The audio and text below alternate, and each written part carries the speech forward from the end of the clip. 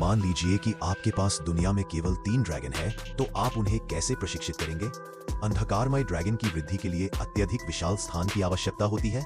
समय के साथ साथ उसका जन्मजात उग्र स्वभाव भी सामने आने लगा और ठीक इसी पल डेनेरिस को समझ में आ गया, चाहे तीनों ड्रैगन उसी के कारण अंडों से निकले हों, वह ड्रैगन की मां बन गई हो, फिर भी वह अपने बच्चों को वश में नहीं कर सकती, क्योंकि वे कोई वफादार शिकारी कुत्ते नहीं थे, बल्कि भयावह ड्रैगन थे। भोजन की तलाश में ड्रोगन ने भेड़ों पर हमला करना शुरू कर दिया।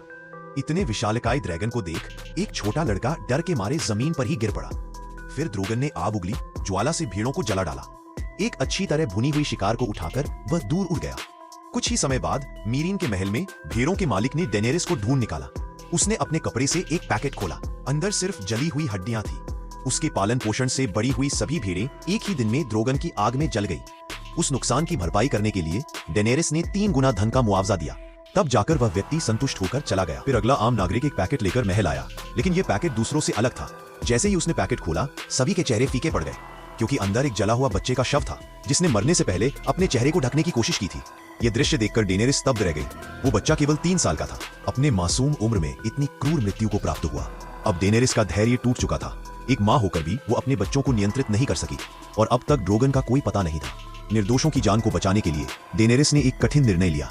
उसने शेष 2 छोटे ड्रैगन, रैगल और विसेरियन को एक अंधेरों सीले कालकोठरी में ले जाकर लोहे की जंजीरों से बांध दिया। एक समय जिन बच्चों को उसने अपने प्रेम से पाला था, अब उन्हीं को गुलाम बना दिया।